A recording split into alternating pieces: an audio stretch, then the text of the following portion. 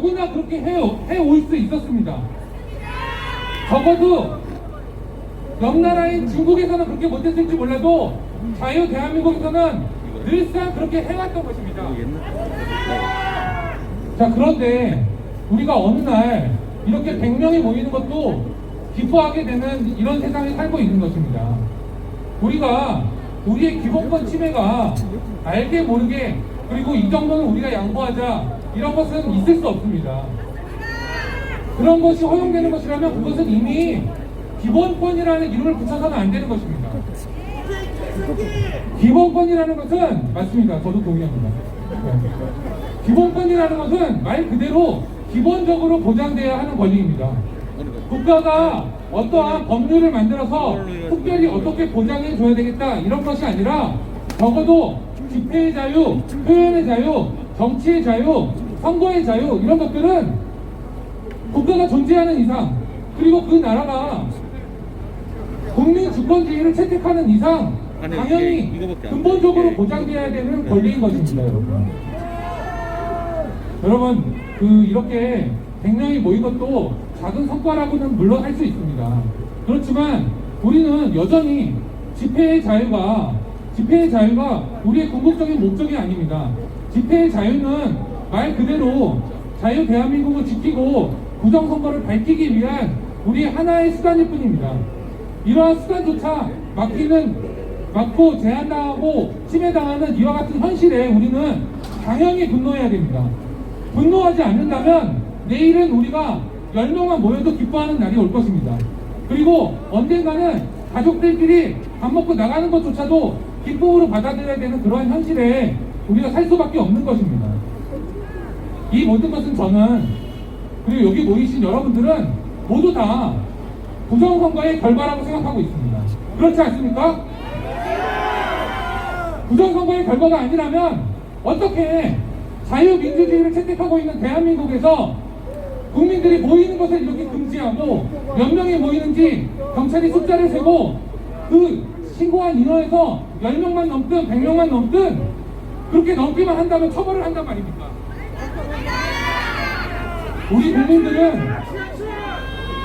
우리 국민들은 적어도 우리 대한민국의 국민들은 좌파든 우파든 자유주의를 택하든 누구든 간에 그와 같은 선택을 하지 않았을 것입니다.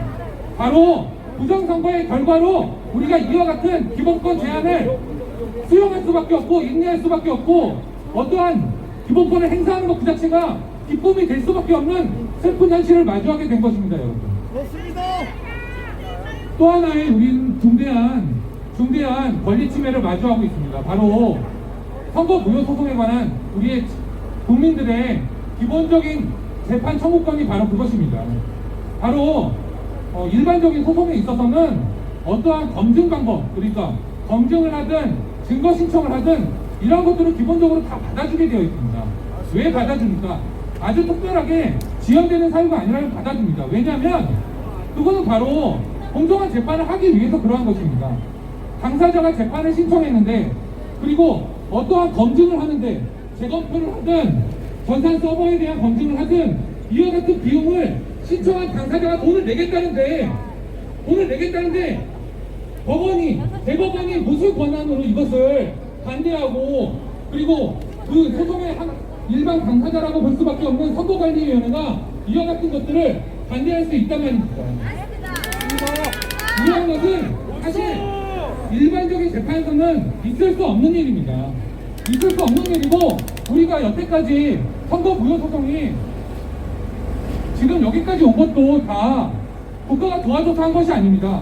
우리 국민들께서 이 선거에 대한 기본적인 의문을 갖고 말도 안 되는 결과가 일어난 것에 대해서 근본적으로 의문을 제기하고 그렇기 때문에 이 선거 무효 소송을 국민들의 힘으로 여기까지 끌고 온 것입니다. 그와 같은 과정에서 선거관리위원회는 아니면 정부는 문재인 정권은 단 1도 도움이 되지 않았습니다. 심지어 보수정당이라고 거짓말을 하고 있는 국민의힘 정당도 아무런 도움이 되지 않았습니다. 맞습니다. 여기 모여 계신 여러분들 그리고 또 전국 각지에서 이 부정선거를 밝히기 위해서 노력하시는 국민들 모두의 힘으로 오로지 그분들의 힘으로 여기까지 온 것입니다. 그런데 이제 첫 번째, 이제 와서 10월 23일 드디어 재판이라는 것이 열린다고 합니다. 재판이라는 것이 드디어 열린다고 합니다. 소를 제기하였으면, 선거 무효 소송을 제기하였으면 진작에 재판을 열렸어야 되는 거 아닙니까, 여러분? 그렇습니다. 마찬가지인 거죠. 우리가 집회를 하는 것이 당연한 것인데도 우리가 집회를 하게 되니까 이렇게 기쁩니다. 선거 무효 소송을 제기했는데 여태껏 이제 와서 재판을 여니 드디어 기뻐하기에 이르렀습니다. 소송 대리인 나는 그렇게 생각하지 않습니다. 여기 모이신 여러분들도 누구도 그렇게 생각하지 않으실 겁니다. 우리가 정당한 권리 주장을 하고 정당한 소송을 제기하고 정당한 재판을, 공정한 재판을 해달라고 하는데 어떠한 논리가 필요하고 이유가 필요한 것입니까? 우리는 아주 기본적인 재판에 대한 권리, 그것을 행사하고 있는 것이고, 우리가 주장하는 검증 방법, 이것이 바로 이 재판의 진실을 밝힐 수 있는데 조금이라도 도움이 된다면 대법원은 마땅히 그와 같은 재판 증거 방법들을 당연히 채택해야 되는 것입니다. 이것은 대법원에게 주어진 권한이 아닙니다. 당연히 대법원이든 헌법재판관이든 대통령이든 누구나 헌법과 법률에 따라서 재판을 진행하고 그에 따라서 어떠한 사실관계를 확인해야 되는 것입니다. 그렇지만 우리가 인정하지 않을 수밖에 없는 현실이 있습니다. 바로 지금의 운동장이 많이 기울어진 것이죠. 기울어진 운동장에서 우리가 싸우려면 어떻게 해야 되겠습니까, 여러분? 여러분들께서 각자의 자리에서 이 기울어진 운동장에서 경기를 한다는 사실을 인정을 하고, 우리가 그 사실을 인정해야 됩니다. 그래야지만, 그리고 또 우리가 조금이라도 더 열심히 뛰고 조금이라도 더 가열차게 투쟁을 해야지만 이 기울어진 운동장에서 우리가 이길 수 있는 것입니다. 여러분, 소송 대리인단도 마찬가지입니다. 소송 대리인단도 그 어떠한 주장도 우리가 그동안 주장했던 것에서 양보할 생각이 없습니다. 전혀 없습니다. 왜냐하면 우리가 그동안 어떠한 재판을 지연시키기 위해서 허황된 주장을 한 것이 아니고요, 허황된 증거 방법을 요구한 것이 아닙니다. 이 재판의 진실을 밝히기 위해서, 선거 무효 사유가 있는지 없는지를 밝히기 위해서는 반드시 필요한 그와 같은 증거 방법을 신청하고 검증 방법을 신청한 것입니다.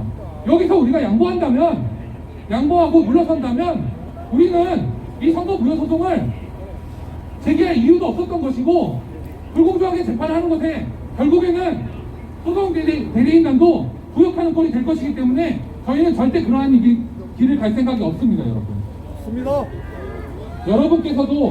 여러분께서도 저희에게 소송 대리인단, 그리고 또 서로에게 이 부정선거 진실을 밝히고자 하는 국민들 서로에게 우리가 용기를 주는 이유는 바로 우리가 모두 다 한마음 한뜻으로 부정선거에 관한 진실을 밝히고자 하는 그 뜻을 같이 하고 있기 때문입니다, 여러분.